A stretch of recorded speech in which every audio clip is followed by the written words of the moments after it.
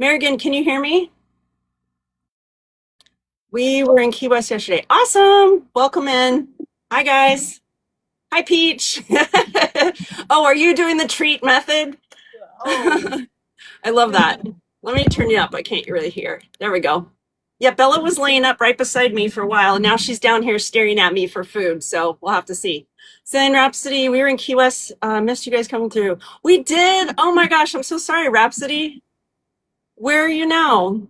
I can't believe we just passed right by you. Let's see who else we have. Looking for sailors. If not, shoot, at 11 o'clock, we're going to get started. And if any more sailors want to jump in, we'll get them in there. What does Matt say? I would, but I'm on Captain Matt's on a tour bus. Wait, you're not on your tour boat? What's up with that? Let's see. Let me lower this so you guys aren't looking at the ceiling there. How's Peach today? she's good. It's 8 a.m. here, and she normally kind of gets up and doing her thing at about 10. So delirious, like, what are we doing? Like, everybody's up and talking, and What is going on? See, Bella's usually an early riser with my husband. She gets up if he gets up at 5 or 4, she's up with him. So she's an early riser and expects food immediately. So that's why she's so hungry now. breakfast. We haven't been to shore yet. Yeah, she usually doesn't want to go to shore until like 10. Aw. So we'll get into this conversation as we go on, but you guys more custom fit your schedule to around Peach's schedule? Yeah, pretty I much. don't know. I think it's adjust to us. She adjusts to us for sure, but That's good. We're at anchor if we're trying to make, sail. Yeah. she's good at routine. Good. Yeah, Bella usually has her own routine, but if we're doing we did a couple of overnights, and so she knows, okay, the bed, this is actually like our overnight setup. The table goes down into a bed. She knows to get up here and she'll do her 2 hour sleeps with whoever's not at the helm. So she's got her sailing schedule too. I see you always dancing, and no worries. We do have, looks like another Kelsey's here. Yay.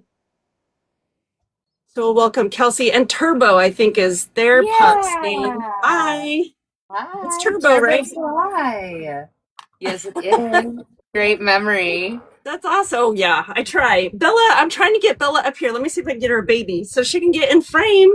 Everybody wants to see the pets today. Not like they don't see enough of Bella. Come on, get your baby. Come on.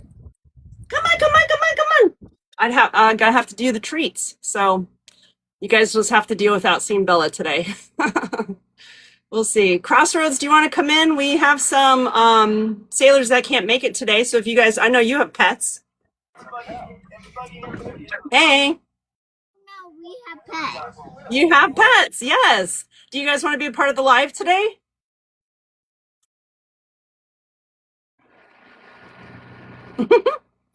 Maybe.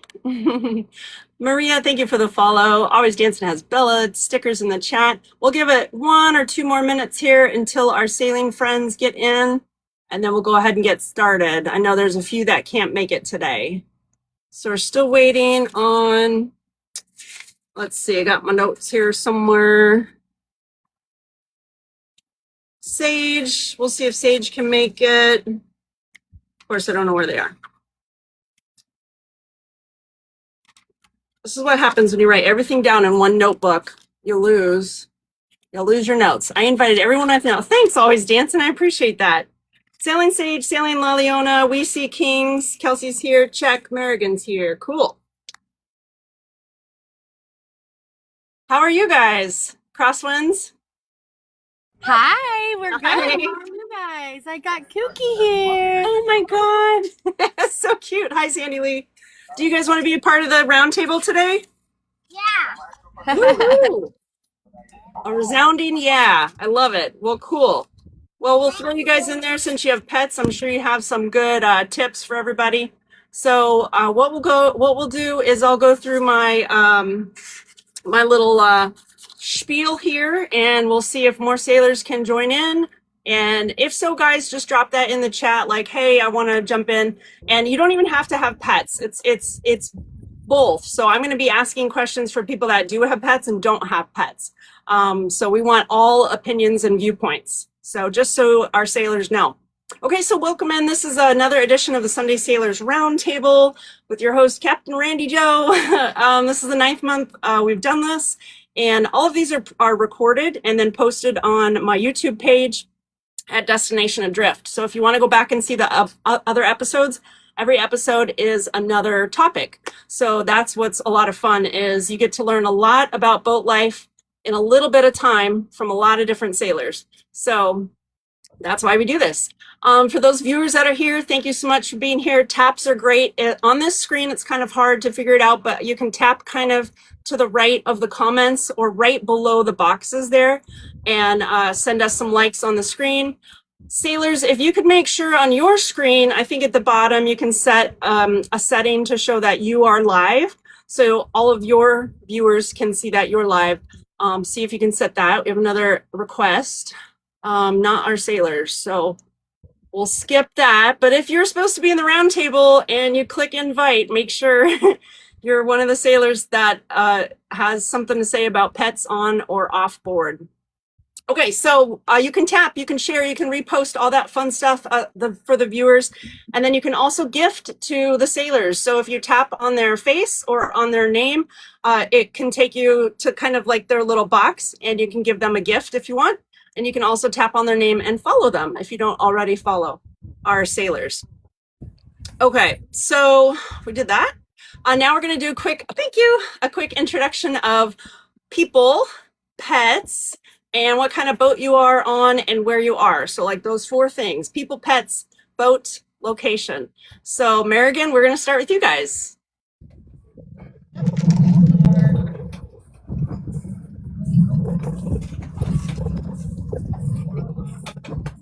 Whenever you're ready. Cammy, are you coming in? Yeah. We're in San Diego still. We just got some paperwork cleared up, and hopefully we'll be in Mexico in a month. Right. This is Peach, right? Yes. Yeah, and then Yeah. Paused. Oh, shoot. can you guys hear us? I could hear you just a little bit. Try one more time. Okay, let me see what's going on. Any better now, or? Still can't hear us? Oh, okay, that's good. Okay, perfect. Yeah, so Colleen, Julie, Peach, and we're on a 1979 Fast Passage in San Diego. We just got some paperwork stuff cleared up, so hopefully we'll be in Mexico by the end of the month. That's awesome. Very cool. A lot of the sailors are in Mexico right now. It's so beautiful down there. I think Sage is somewhere down there as well. Kelsey? Hey y'all. This is Turbo, who has his back turned to y'all. My name's Kelsey, and right now we are on a 1986 Prout 50 named Supernova, and we are sitting in Christmas Cove right now, which is in the U.S. Virgin Islands. That sounds just beautiful. I want to go. Crosswinds, you're up. Hi everyone, I'm Nicole. This is Liliana. We have Kookie here resting. We are in St. Augustine, Florida on a 39 Pearson, and we won't be leaving here until May. Hit the like button. That's so cute. That's awesome. May, oh my goodness. Yeah, my What a son's trip. doing school here, so Cool. till May. Cameo, are you wanting to take part?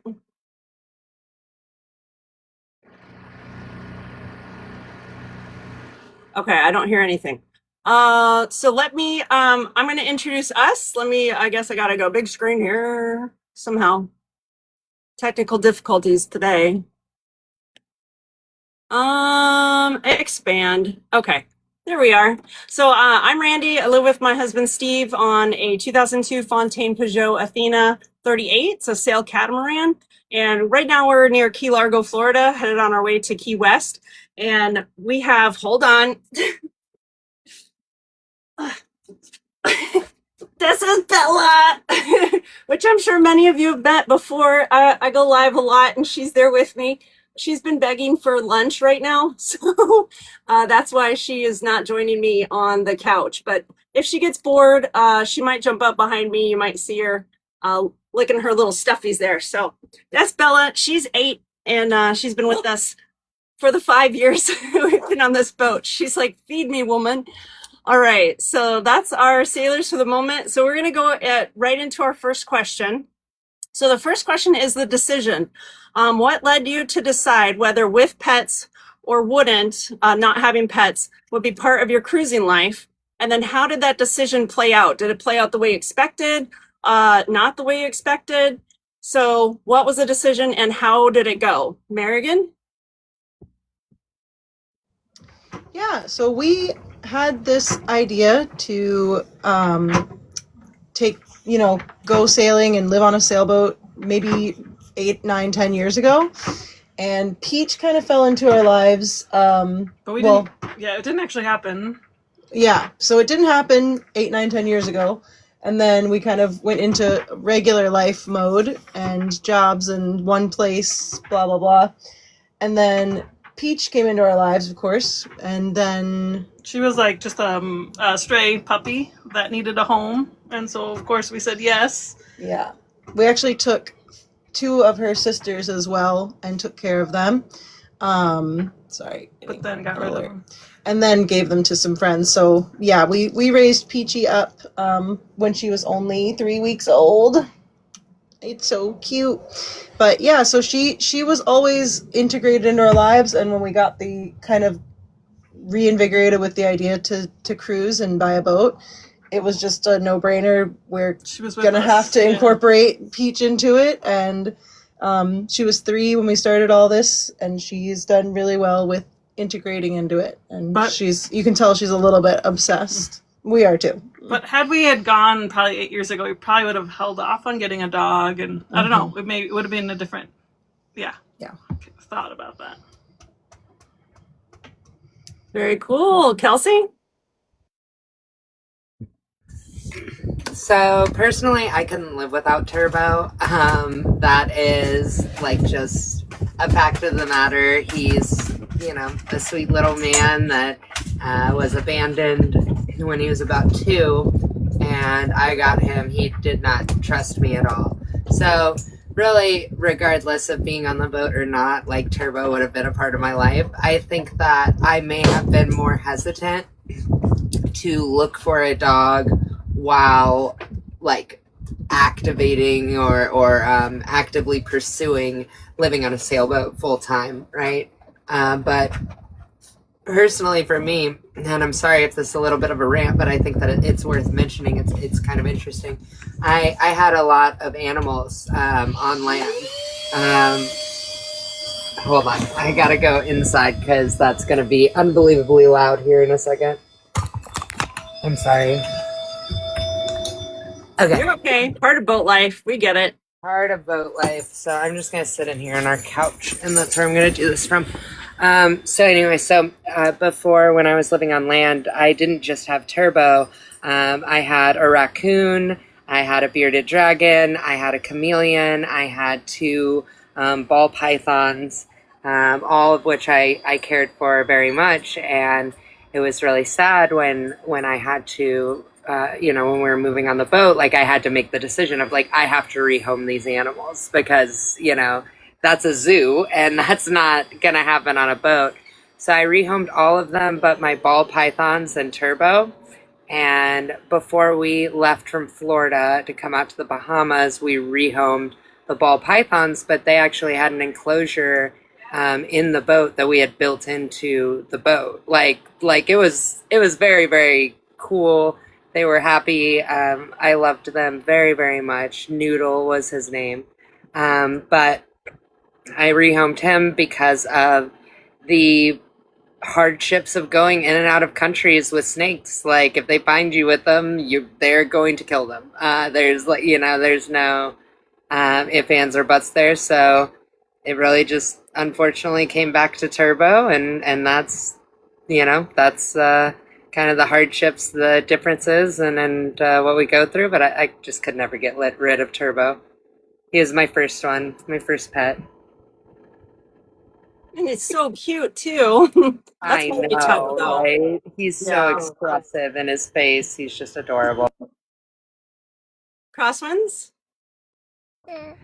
All right. Kooky was our rescue dog, and we got him before I had her. Yep.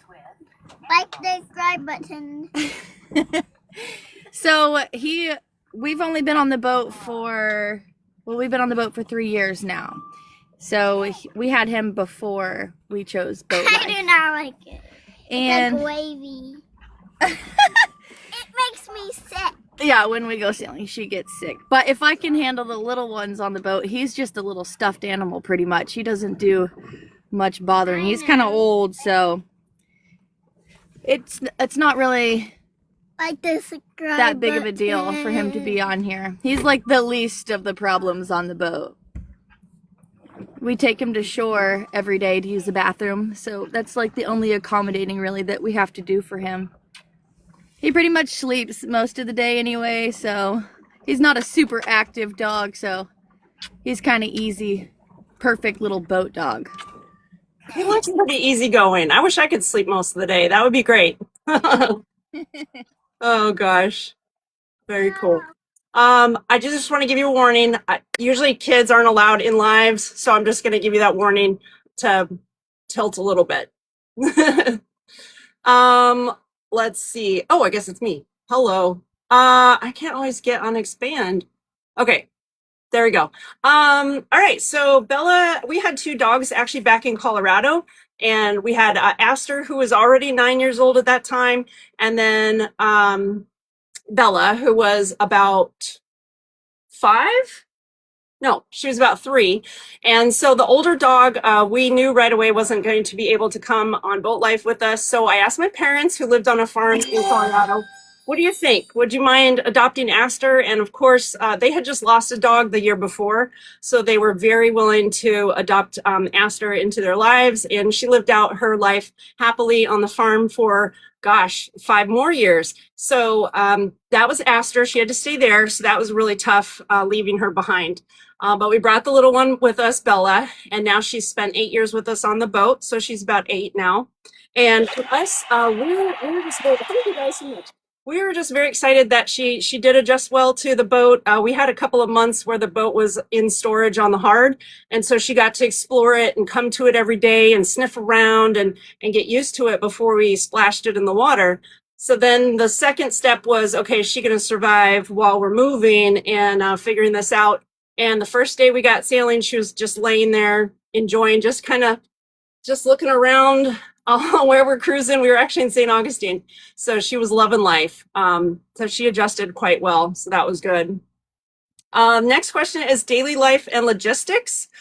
What are your pets' daily routines, like sleeping, eating? And the most asked question, how do they go to the bathroom? How does that affect your sailing schedules and lifestyles, if at all? So American, kind of already talked about this before, but we want everyone to hear. Yeah. So having Peach on board means that we go to shore at least twice a day, which has been kind of a fun thing. To, we've had some like moonlight beach walks and things that we probably wouldn't have done if we weren't constantly going to shore for little Peach. She's pretty active, so we always make sure that she is doing something. So if it's like in San Diego right now, there's a dog park that's not far from the dinghy dock, which is awesome. So she's running at the dog park, she's playing frisbee, she's going swimming, doing something like that's gonna really like zap her energy. Because right when she gets back to the boat, she just sleeps. Like this is what she does when she's on the boat. She knows I'm home, I've nothing to worry about, so I just sleep. So yes, we go to shore twice a day when we're at anchor. When we're sailing, that was a big question. Like we weren't gonna go cruising if she couldn't deal with the boat and adjust. But she really just is, as long as we have a little bit of a routine, she's happy. So when we're sailing,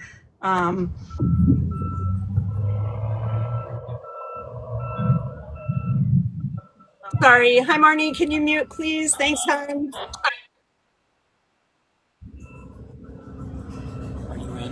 I think. 1 second. We'll let Marnie mute, and then you guys will be back on. It's so bad that it overpowers. Hold on. Okay, you guys are back on. Yeah, so when we're cruising, the big question, the bathroom question, we have a little grass mat that have on our boat. We have like an platform that's like spotted wood. We were trying to get her to go. It's not moving as much as the bow. It was just quiet again. Sorry. We were trying to get her to go on the aft of the boat to be a little bit more stable. Couldn't do it because it was so close to the cockpit where we were all hanging out, and it was like that was her home and her space. So we did eventually get her to go potty on the bow of the boat on a little group. And now she knows when we're cruising, when we're out sailing, if we're gone like 18 hours, that's how long it takes before she'll start.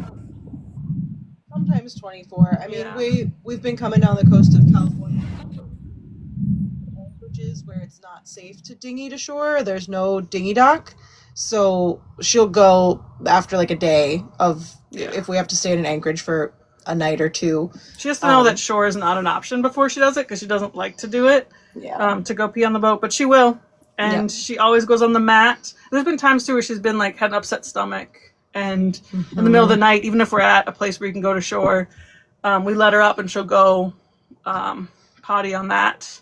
Yeah. And the mat is nice because we have a rope tied to it, so we just dip that in the water and clean it, and then we have Agitate it. a bucket. Yeah, then we have a bucket up there to rinse. So it's pretty seamless. Yeah. Yep. Food and stuff. We just have a big container under this main table with her kibble in it. And she also, I mean, you guys may have seen our video of her eating her dinner, which is kind of extra. It's rice, chicken, and veggies. So, Or fish if we're fishing. yeah, she likes fish. She likes any animal protein. We're vegan, so we try to give her, that one big meal a day where she's got actual animal protein.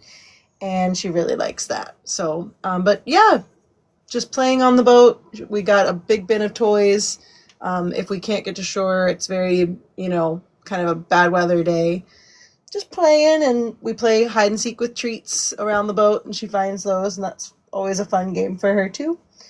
But yeah, So her biggest motivator is us, as long as she's with us. And that's been the big change when we started cruising is we're always with her now. Like we're not going to work most of the day. So, I mean, I think on the whole, she is loving boat life compared to our old life. Yeah. That's awesome. I have some new ideas for Bella as well. So good. Very good routines there, Peach. Kelsey, you're up. So, really quick before I get into Turbo, I wanted to share a story that is never relevant except for right now. So here we go. So I met this other boater named Kale who also lived on his boat. He had a dog named Creed, and Creed was a big dog, right? And he, over the course of about 2 months, taught Creed how to pee off of the boat. So the dog would actually trained to pee off of the boat. And I asked him, I'm so sorry, my voice is all over the place. I asked him, I was like, dude, like, how did you do that? Like, what kind of wizard, genius, whatever magic you used? How'd you do that? And he said, well, it was really easy. I let him pee wherever he wanted because it was a monohull, so he would have to be close to an edge, right? And then every time I saw him pee, I would just push him closer and closer to the edge until he got used to hearing it hit the water and all of that. And honestly, like, I still think about that all the time. For Turbo, we have a grass patch on the back swim deck, and then it has a hole under it. And so he goes to the bathroom there. Daily life, I mean, you can see, like, he is very attached To me, he really goes wherever I go. So if I can take him to land, I do, but it's not necessarily an everyday thing. I mean, our boat is fairly large and he's fairly small. So I've never seen him play with a toy before. So as far as that goes, like he's not interested in fetch. Like he just likes to cuddle and chill. And I think that that's the right attitude for boat life. So, and that's how he was when he lived on land too. So It's interesting how all the dogs have different personalities. You know, some like to play, some don't like to play, some sleep all day and or eat all day, as I point to my dog. Crosswinds. It's crazy actually that you said that because Kooky pees off the boat. And I didn't train him to do it. He just, whenever we moved on here, he just would pee off the side. And everyone was like, oh my gosh, did you teach him to do that? But he does. He just does it on his own. And then we have the AstroTurf for the other. But he's a small dog and an easy cleanup. We just throw the little AstroTurf over the side railing and spray it off with the shower hose that we put through the window. Just spray it off and it all just runs down. So that's pretty easy. And then as for a daily routine when he's not sleeping, if we go to shore, we take him with us unless we're going somewhere that he can't go. And then we have like a little crate that we put him in for whenever we leave, because he will go in the boat if we don't put him in something when we leave. But most of the time he gets to go with us, and then he likes trips to the beach. So we go to the beach like almost daily, and he gets to go there, and he's always so wore out after. He'll sleep for at least like 12 hours when we get back from the beach. But he's such a good dog. He's so easy. He's so sweet. Everybody loves him. All the people that we meet that have kids always come straight to him. He's really inviting. Makes you want to come over and pet him because he's so fluffy and soft.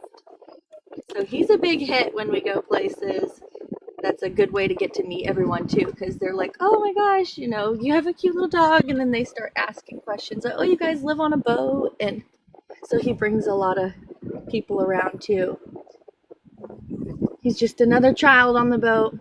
Well, with that little tongue too, how can you not be attracted to that cute little face? It's so adorable. Oh my gosh, what an attraction. I love it. Well, Cameo joined in, and I know Cameo doesn't have pets, but I would love to hear what was the decision for you guys to not cruise with pets, or if you did have pets, why not bring them and that sort of thing, if you guys want to chime in for that part.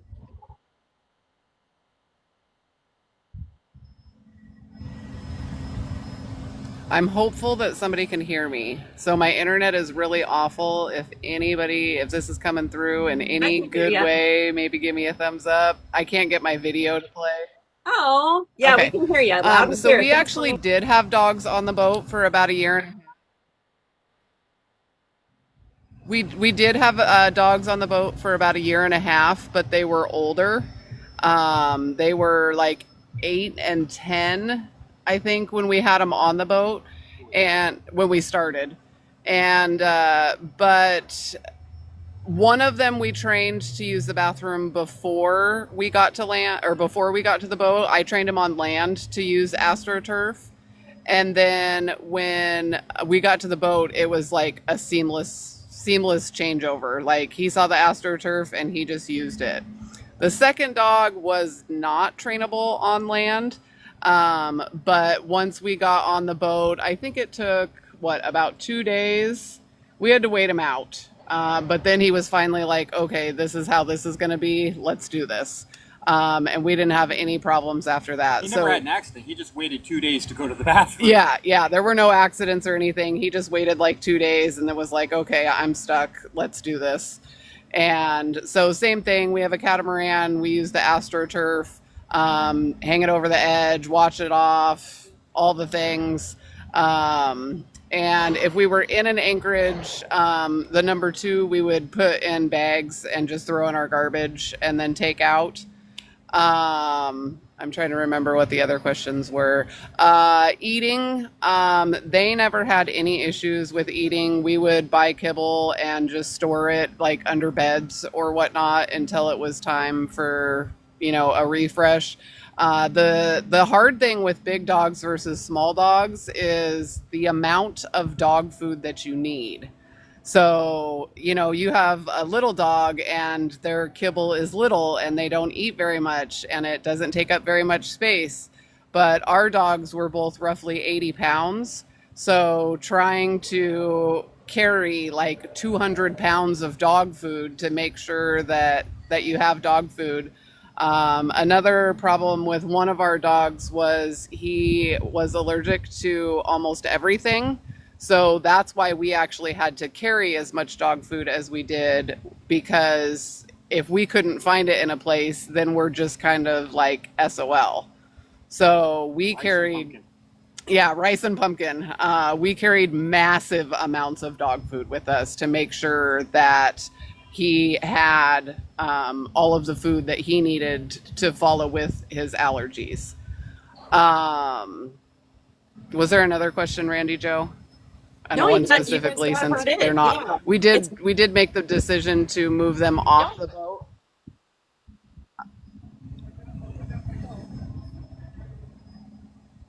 Go ahead. Go ahead. I think I'm lagging. We did make the decision to move them off the boat because one of our dogs was starting to have hip problems. So, and this is going to sound really morbid, but it really is the truth of the matter. I fought tooth and nail to keep them on the boat as long as possible because I knew they just wanted to be with us. And, that was important to me. But then one day I just had a dawning realization that if one of them was to pass away while we were on passage, like, what do? You can't really cruise around with a unalived dog on your boat. And so we made the decision because I was like, there's no way I could put my dog out to sea. So again, I know that sounds really morbid, but it was it was a really hard decision, but it was a decision that was made with them in mind and me. I was very greedy. They needed to go to land to live their retired doggy land life. So they live in Oregon now. Did you get to see him when you headed home?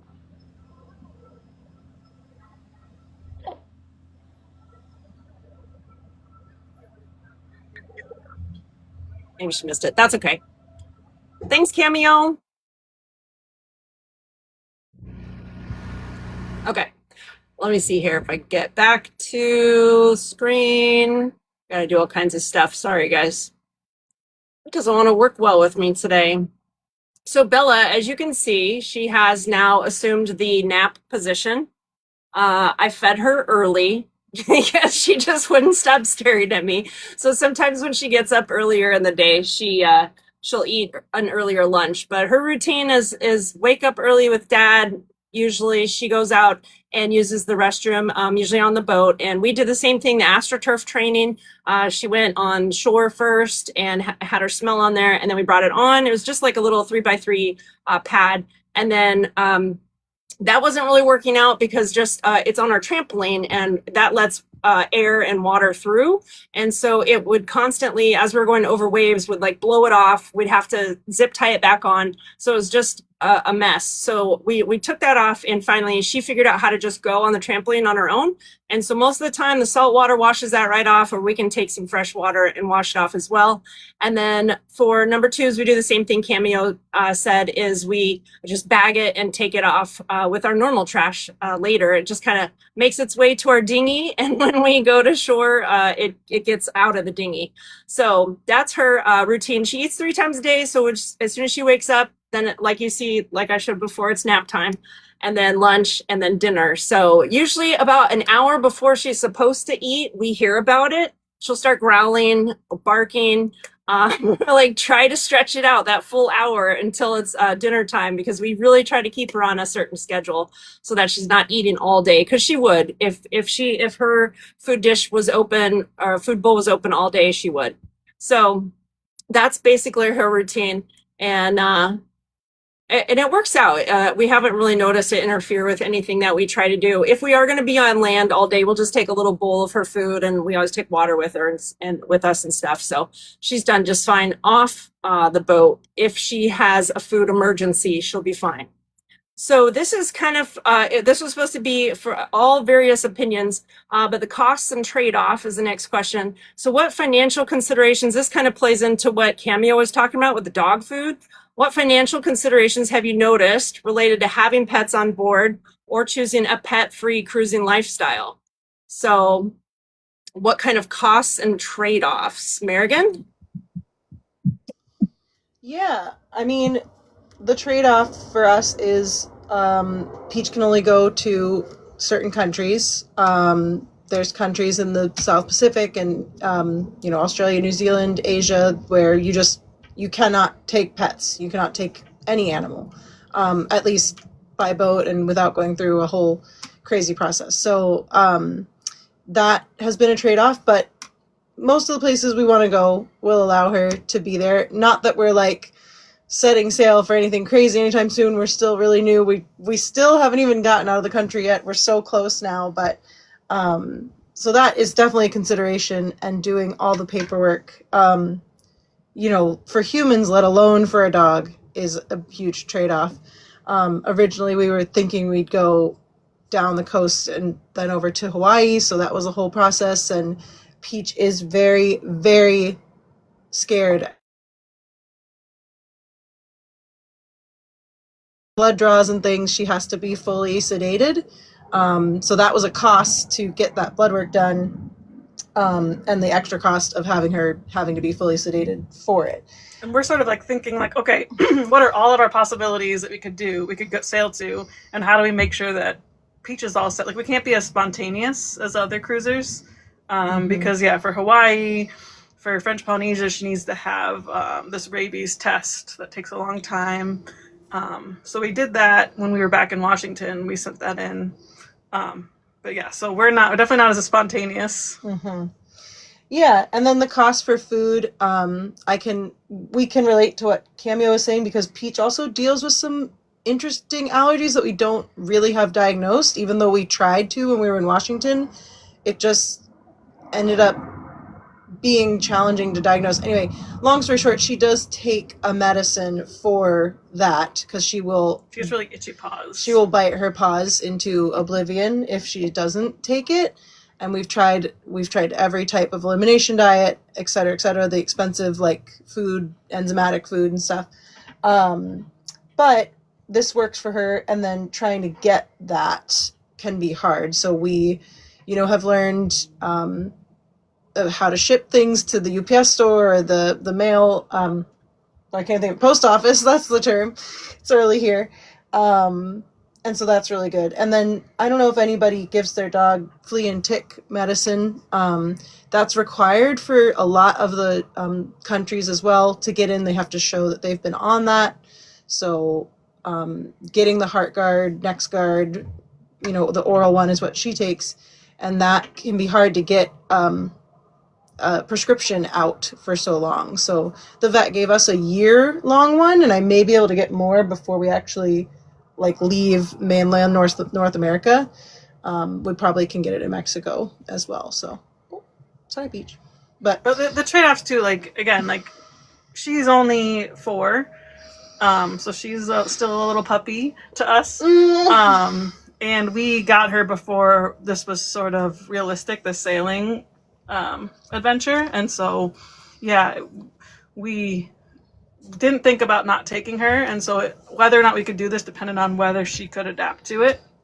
And everything. Like when we first bought the boat, we took her to it when it was in the marina, and just gave her dinner, gave her treats on it. Didn't turn the engine on, didn't do anything. Just hung out. Got her used to just being on the boat. That was when we were still living in a house. And then we moved onto the boat at the marina. Yeah, but then we would bring her on the boat and turn the engine on and not take it off the dock. Just she got used to that noise. And then we would take really, really short trips just with the engine on. Then we started sailing, but we didn't do a lot of healing with her So we were really careful about making sure the boat was like a home, a safe place to her before we even left Washington. And then when we did the initial cruise down the coast to San Francisco, we stopped in Newport so that we made sure, like, if this was going horrible for her, she wouldn't be stuck out. We didn't go way offshore, which is a lot of sailors do that, as they go way offshore because it's more predictable weather, it's faster. But we were like, no, we don't know how she's going to be offshore. So we broke it up on that and those trips. And she just keeps surprising us with how well she's adapting. And, you know, again, she's just glad to be with us. And as long as we're making sure her needs are met and she has some sort of routine, she seems pretty happy. That's good. Very promising. Kelsey, trade-offs and considerations? I mean, I may have a unique opinion on this, and I don't think that everybody would agree with it, but from what I can tell and from what other people have told me that have watched him while I've been away, Turbo is very attached to me. I don't think that he really wants to be anywhere else. So the boat is just kind of like a factor of that. You can see him behind me. He's very comfortable with it. As far as the negatives go, it's just kind of it comes with the territory. You're going to have to, you know, make sacrifices on food. Sometimes, you know, dog food that he would usually eat is not available. I do feed him quite a bit of human food just because, like, that's sometimes what we have. As far as, you know, importing him into countries, I mean, it can get absolutely absurd. Even from, you know, a flying perspective, let alone a boating perspective. So, you know, I think that that's something that you would have to consider if you were going to do this life and have a pet with you. I don't know. I will always have Turbo. When Turbo goes, I do not know if I would get another pet because of the freedom that, you know, you have as, you know, has been talked about before. But I also don't think that I could go without, you know, companionship of an animal. So I have no idea what really is the right answer as far as trade-offs and benefits. I mean, on the one end, you love them to death. You want everything for them. They want to be with you. On the other hand, it does complicate things sometimes. Awesome. Thank you. Crosswinds? I feel super blessed because he is so easy. I think we spend like $10 on his dog food every 2 weeks, and it's a little bag, like this big. So he eats like mini bite dog food, and we leave his bowl on the ground just underneath the table, and he'll just go and eat maybe like a handful's worth of food a day. So he's really easy, and we don't have, luckily, any medical costs at the moment for him. And yeah, we don't really spend like the $10 on dog food, and then he won't eat like treats, and he doesn't eat human food. It upsets his stomach. So he is so easy. I feel like there's not a lot I can say on pricing for him because we don't spend very much on him at all. He's just like, I swear, he's just like having a little stuffed animal on the boat besides one little trip to shore. And we've only been to the Keys and back. We're in St. Augustine. So we went to Florida Keys and stayed there for a summer, and then we came back here. So I can't say any pricing as to like other places or places that we plan on going in the future, what it'll cost. But whatever it costs, we're bringing him. And if they don't allow dogs, we're not bringing him. We're not going. I think I feel the same way. Yeah. We the biggest consideration for us cost wise was the Bahamas permit. And that was actually a whole big thing because we ended up going to the Bahamas during the pandemic still. So that was COVID test for all of us, all the adults, the pet permit, just a bunch of hoops to jump through. And finally, the stars aligned to allow us to go. But we were actually in the Keys to make our jump to the Bahamas. So we didn't know of any vets around. So we were doing research and kind of pricing out these pet certificates that they had to fill out here in the States in order for the Bahamas to let us in. So it was cost for the vet here, then it was cost for the pet certificate.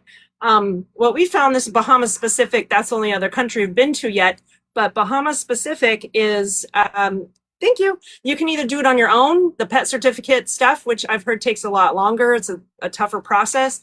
But there is a gentleman over there named Wellington, and we used him that first year, and people I've heard have still used him through the years. He handles everything for us pet owners. So it was very easy to go through him, and he got all the paperwork done. We paid him, of course, and paid for the pet certificate, but it was a load off our minds to make sure that he actually did everything correctly and got it done for us in a timely manner so that Bella could come with us. Because again, if she's out, if she couldn't come, we're not going either. So sorry, Bahamas, you miss out. But that's the biggest thing for us. The second biggest cost would be her pet food, and then just her annual exams and vaccinations and shots and that sort of thing. We take her in for a yearly checkup unless she has some issues. And we have a vet back in Stewart, where we're based out of, that sees her, but also is easy. It's easy enough to transfer any vet related what am I trying to say? Like her records to another vet down here in the Keys, just in case. So the vet shots, the flea and tick stuff, heartworm, those are all big costs that you would have on shore as well. For her food, we get like the largest bag we can find.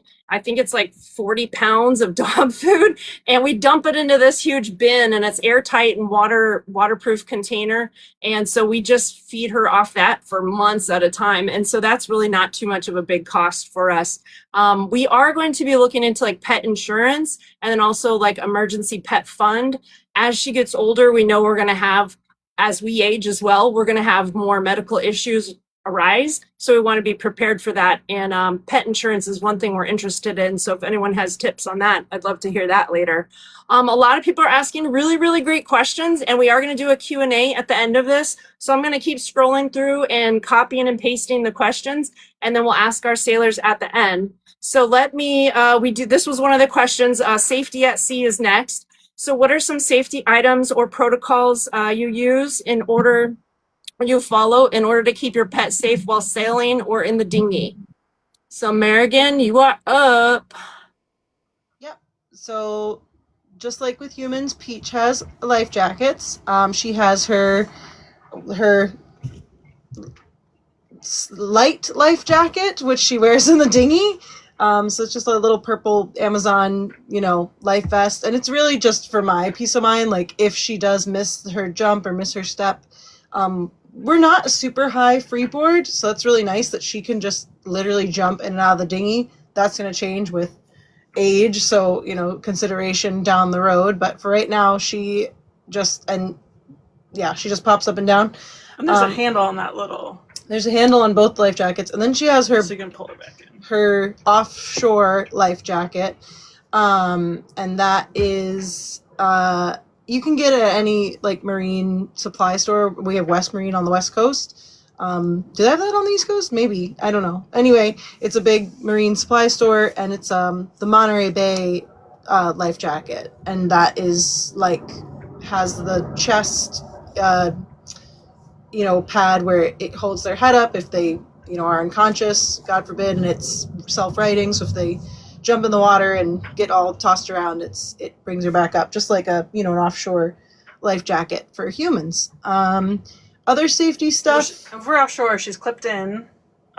She's always on a leash if she leaves the cockpit or the cabin. And she only goes potty at the bow. So we do that during the time of the sail that's the least rough. So it's not always like she gets to go first thing in the morning. She gets to go, if it's an emergency, we'll, try to figure that out. But we find the part of the day that the boat is moving. This is when we're out sailing, that the boat is moving the least. And then we clip her in, just like we clip us in, bring her to the bow, and she goes potty. Yeah. And then one consideration that is kind of safety related, and it was also, it was a small cost, but still, is we have a ladder companionway, so she cannot get in or out of the cabin without us helping her. So we just made a video the other night about how she takes a ramp actually down into the cabin. That's like a dog car ramp or like a bed ramp. We just got on Amazon, and it's amazing how well it works. It works really well. It's light. It just kind of stands up in our aft cabin and just stores there. When we were looking at boats, we were like, "Oh, we need stairs. That's really stairs. easy for her to get down, up and down." And then we thought about it more, and the fact that she can't get, if she's down below, she can't get up, or if she's up, she can't get down without us, is kind of another safety concern or safety plus for us, because if it's rough out there, we want her down below. She can't get up unless we're up helping her. So Yeah.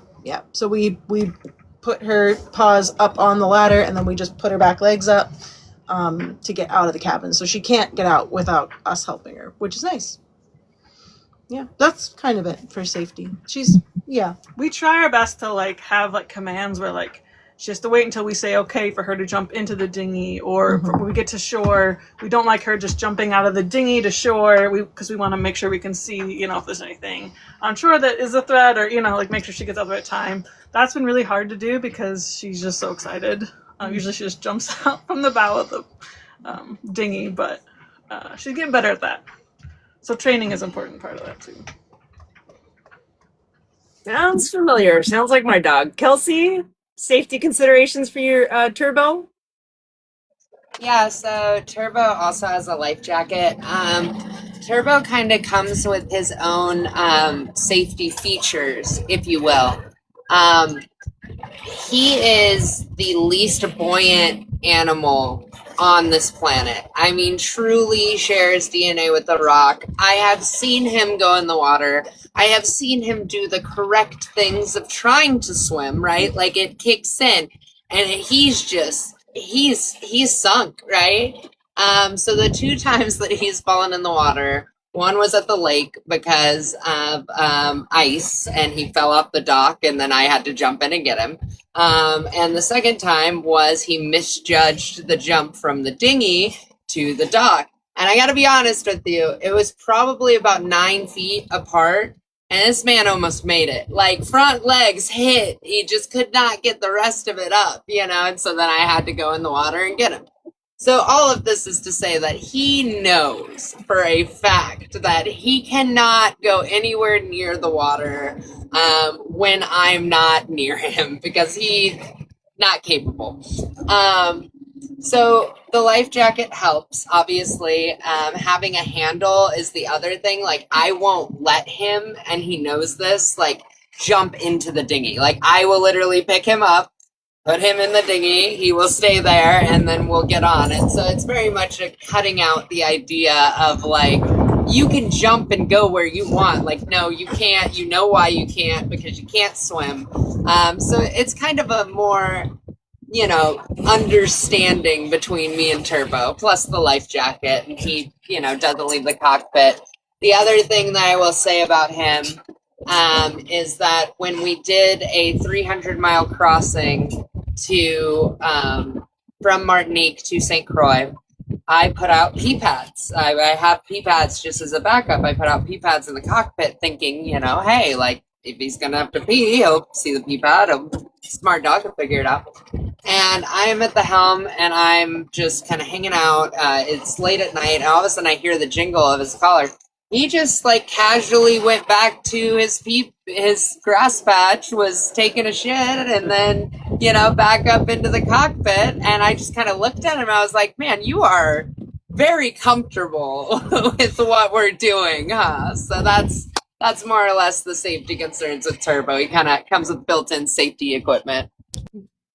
I love that. At least he knows his limits, Everybody, he understands that. That's the important thing. Okay, let's see. You'd think after 4 rounds of this, I can figure out how to get my screen larger. Okay, at one point we'll do this. Okay, so I'll just start talking while I'm doing this. Bella also has a life jacket. Now, I am going to look into the other life jacket for Peach has, because that is, we don't have an offshore one.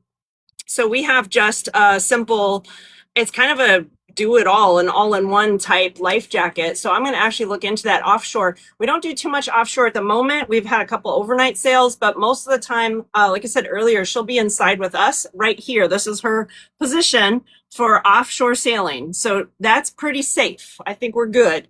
We have a really good sliding glass door here that we can shut.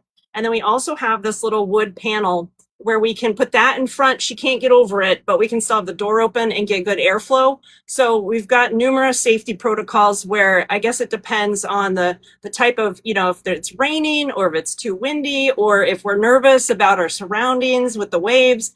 We have different protocols we'll put into place. If we were going, the offshore sailing from here to the Bahamas or something, we would all have our life jackets on, unless it's, really crazy calm. And then when it's nice and calm, she's usually right next to the helm seat where we drive the boat from. And we clip her in. She has a little harness. She's got this really weird, I don't know if anyone else's dogs are like this. She has this really fat body, but a really tiny head. And so the collar will just whoop, it'll just like fall right off her head, no matter how tight I try to get the collar. So she has to wear a full harness to maintain her body. And then we just have her on like a 6-foot leash attached to our helm seat. It's a dual helm seat, so most of the time she'll hop up with whoever's driving the boat, and I usually get kicked out of the seat when the dog wants to jump up with Captain Steve. So she's usually fairly safe. We have had a hard time when the water is rough, taking her to the front to go to the bathroom where she does go. So usually that's me, and I've got her leash attached to me, and I'm attached to her, and we're walking slowly up, and the boat's going like this, and she's like struggling to maintain some form of squat. So that's always fun and entertaining to help her go to the bathroom when she has to go. So, but we get it done. We get the job done. So the last thing is we actually had a personal locator beacon for our son.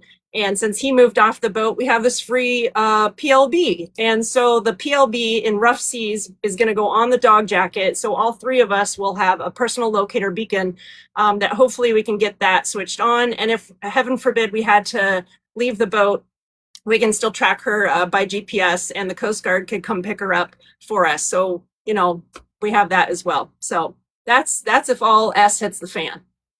All right, so we're going to kind of skip the next question because it rolls right into a question that a viewer has asked. So we're going to do just a real quick rapid fire answer where you just kind of answer real quick to this question. So the first rapid fire, you guys can probably all unmute for this.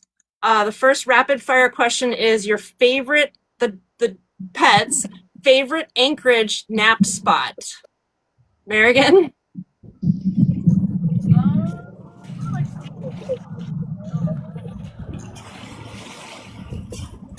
Okay, I lied. Maybe we can't all unmute. I thought we could, but now I can't hear you guys. Sorry. Okay, Marigan, we'll try again. Everybody mute. And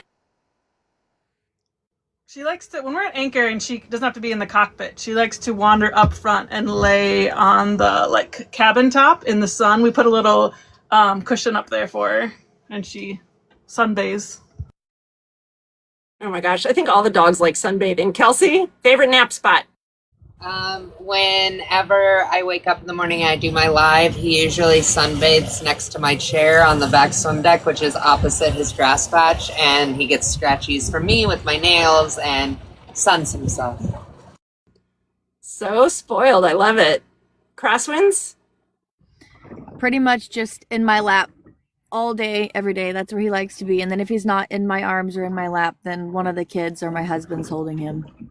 He's spoiled. What a good life, though. If we could all come back as that dog, that would be lovely. I'm going to actually stay small because it's driving me nuts. Bella, her favorite nap spot is here, but also on these back steps, we have sugar scoops that go down to the water on the catamaran here. And one of them is big enough for her whole body to lay right there. So she kind of lays in the C-shape cutout, and she can overlook the water and look for fish and all that kind of stuff. So that's her favorite thing.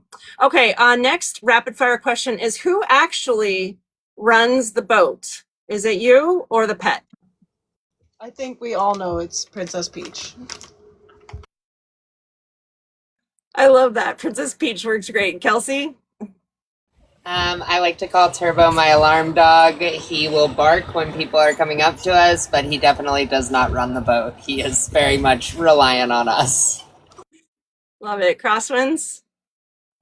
Yeah, my husband does literally everything, and me and my dog do this all day. Oh, I love it. For us, us, but Bella will kind of direct us on what we can and cannot do. So if we'd like to dolphin watch, she'll be out there barking. So she kind of tells us, no, you're not going to watch the dolphin. I'm going to scare him away. So there's times like that where we don't get a say. She tells us what's happening. If your pet could vote, would they choose boat life or land life? Marigan? I think boat life compared to what our land life was, because we're with her all the time and she gets to do adventures. But I don't know, if we're both at home all the time on land and in like an area where there's like a forest or something, maybe. I don't know. Kelsey? I gotta be honest with you, I kind of think it's irrelevant for Turbo. Like I said, I do feel that he is extremely connected to me, and that has been proven time and time again in the past, 7 years that I've had him. And so I really don't think it would just matter where I was. So if I'm on land, he'd want to do land. If I'm on water, he'd want to do water. I think he enjoys both. Crosswinds? Yeah, when we lived on land, I would always have a job. So I don't have a job currently besides being on the boat and taking care of the kids. So I'm sure he would prefer boat life because I can spend way more time with him here. And I'm going to have to say the same for Bella. I think it's the time spent with the dog. It's the same with our child, too. When we were traveling full time, we were spending so much time together. So I think she's more thankful to have us around instead of being sitting at the house for 8 hours while we're at work. So I'm going to say she votes boat life as well. Okay, so the next thing is, let me see again if I can get myself bigger. The next thing is some questions for our viewers. So if anyone else has questions, you can just drop them in the chat. And I'll do my best to copy and paste them over so I can read them off. But and anyone can answer. So it's kind of just like whoever unmutes the fastest wants to answer. Star Sloop had asked, how difficult is it traveling island to island? Are there different pet fees and vet bills at each? Anyone have input on that? We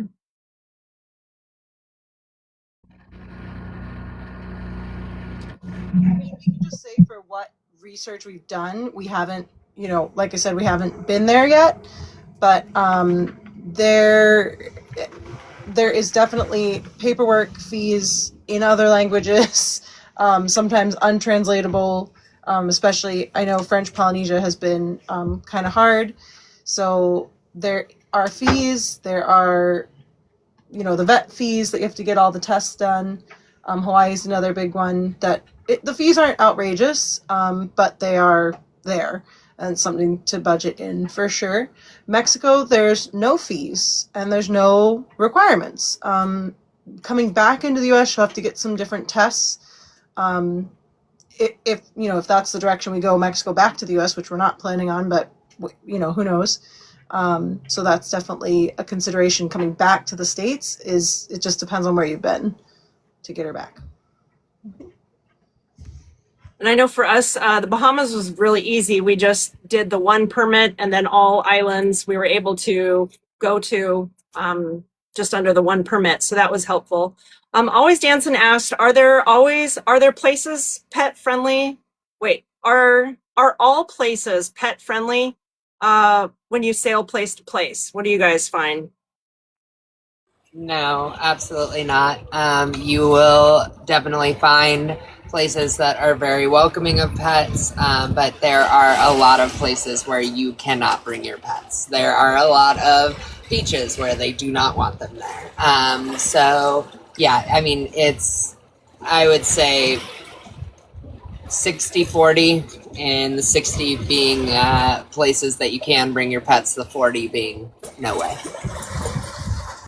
That's a good point about places that just don't, like, let alone the countries, right, that you can get in with pets, and then considering, like, okay, this beach is not even safe for, a dog to go because of, I know one concern in Mexico that people have told us is street dogs and stuff. Yeah, and I'm sure, like, in the Caribbean there's that going on as well. So yeah, that is a consideration for sure, not just the, like, okay, you can't bring a dog to Fiji. Okay, well, we'll skip Fiji then. I know, just being in Florida for so long, there's beaches in Florida that don't allow dogs. So even cruising coastal Florida, we're like, well, okay, what are we supposed to do now? But, it is what it is. Yeah, Sierra asks, what do you do in medical emergencies? Anyone have one that you can talk about? Thankfully, we haven't been in one, but we do have a Peach first aid kit. And she's got some, like, just over the counter anti-diarrheal, some, the stuff that makes her throw up and stuff. So knock on wood, we don't have to deal with that. And learn dog CPR. I gotta be honest with you, me and Turbo play it real fast and loose. I'm very much operating under the guise of, like, I'm gonna just continue to be lucky, and that's not going to happen. And if it were to happen, I mean, I would spare no expense. I would do anything that I could for him, but that is kind of the risk that both humans and pets take when you start talking about, okay, I'm going to leave the place that I've been and now constantly travel around the world. You know what I mean? So it's, I know that might be, like, not the answer the community wants to hear, because we all love our pets very much, but honestly, that is an answer. So there you go.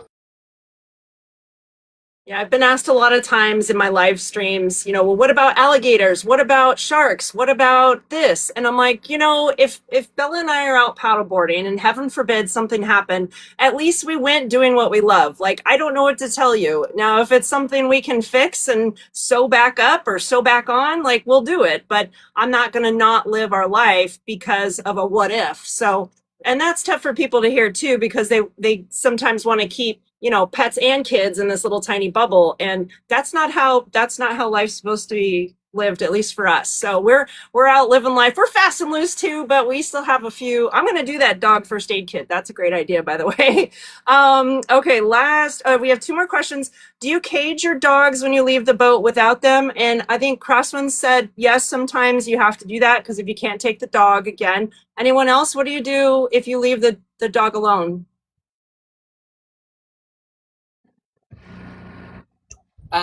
Turbo typically, he spends a lot of time in my room. Hi, sweetheart. He spends a lot of time in my room. So basically anytime I leave, that's kind of where he's at. So I don't necessarily have to cage him. I don't really worry about him, falling off, falling in, getting into a situation like that. He's usually down under within 5 minutes of me leaving. Same, like, Peach runs the boat, so we try to make our activities. Oh yeah, everything's catered around bringing her. So when she does, the rare chance she stays on, like we said, she can't get up the companionway, and we have the slats that we put in and just close it up. So she was created for the first year of her life when she was home and we were at work. So she is very not getting into things, just happy to sleep. Yeah, I think Bella, if we can't take her, she has free reign of the boat, and usually hatches are left open. We have a security system, Ring camera, so we're not too concerned about things being open. She'll sleep most of the time, so we're really not too concerned. We'll put on some, Island Vibes radio for her, and we can watch her on the Ring camera inside. So that's usually what happens with her. She gets the full boat. So last question. Oh, we kind of talked about this always. I think we hit this one, was Always Dancing had asked, how do you keep the animals secure while you're sailing? So we did talk about that one. Does anyone else, the sailors, have anything else you want to add about pets on board? If it's yes, 100% worth it. Again, okay, so let's do this question. Kelsey already answered, but if you didn't have the pet anymore, would you get another sailing pet? Marigan? Yeah, I mean, I can't even fathom that. Peach is the first dog born to live to be 50 years old, Yeah, so she's never gonna die. But I don't know. I think I probably would say the same as Kelsey, that it would be a lot easier if again, if we didn't have Peach. It'd be hard on my heart, but easier logistically. But I think it would. We'd have a long time between Peach and any other dog. One more thing about safety, by the way, is we put up netting on our lifeline. We have a monohull, if you guys don't know. So we put up netting on our lifelines, and it's pretty inexpensive, and you can do it yourself if you're good at tying knots, which we had our friend help us do. So Lots of knots. anyway, just an FYI if you are on a monohull and want some netting up. Makes for us your feel dog. way better about her wandering the decks. I agree. We have that too.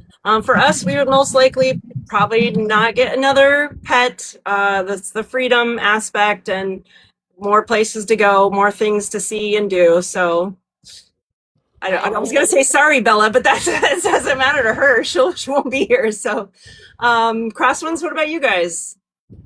I would absolutely get another dog. I love pets, and there's not a lot of pets that you can have on a boat, and my husband's not a big cat person, so I would make sure it was a small one, just because the bigger the dog, the bigger the mess, the bigger dog food bag, like you guys were saying.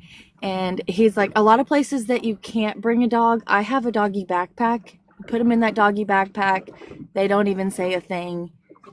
I would definitely have another one. I like to have a pet around. Gotcha. I wanted to get a chance to answer this one as Of course. So as far as Turbo goes, I kind of agree that Turbo is immortal and definitely never ever going to leave this plane that we call life until I do. Of course, at the same time we'll go. But not the point. If for some reason, any reason that doesn't happen, if I was saying, okay, I'm going to get another pet, I would go full like pirate on it, and what I would do is I would get another ball python and I would have the enclosure basically hidden within the boat. That way, like I would just go about my day as carefree as I wanted, and then, you know, if customs ever came on, I'd have a slide or something to, you know, hide my precious baby. So, you know, I think that might be something that I would do, but I'm not certain I would get another dog unless, like Crosswind said, it has to be a small dog. Has to be a small dog.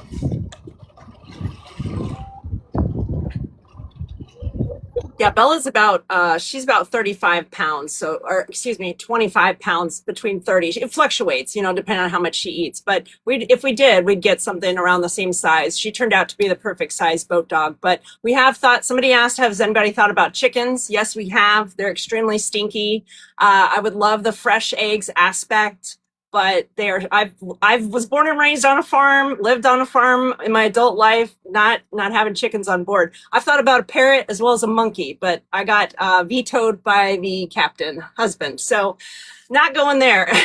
But well, I think we're almost to time's up, unless anybody else, sailors, want to put some other words of advice in for our pet viewers here today. And I don't know when we'll be back in February. I'm looking at either a Sunday the 1st or Saturday the 7th, I believe it is. The 8th is Super Bowl, so we're going to totally skip that day altogether, because I know my Broncos are going to be in the Super Bowl. So we're going to skip that day altogether.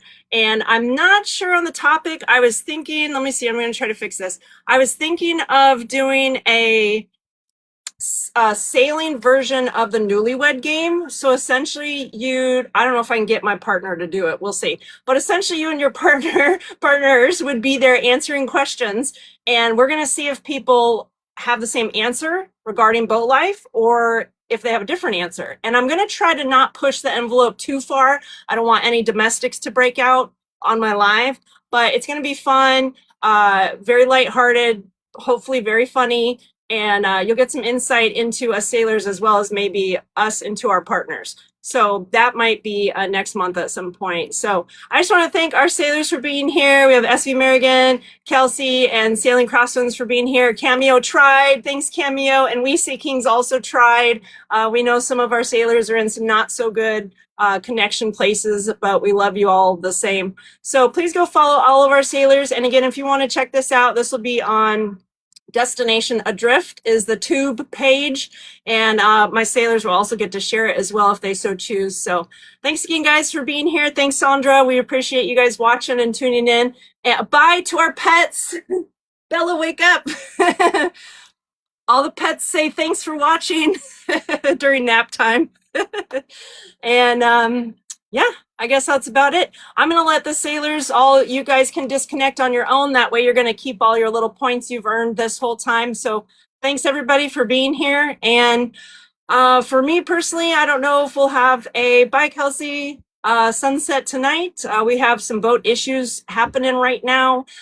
So we're going to see if those can be resolved before we continue on with our day. So that is what my day looks like. And anyways, thanks so much, guys, for being here. I greatly appreciate it. And I'm going to head out as well. And yeah, that's it. Thanks for all the support. Thanks for all the taps on the screen, new followers, gifts, and please do go follow all those sailors that we've had on. Thanks for being here, guys. Thank you, Sophia. Bye, guys. Have a wonderful Sunday. Take care.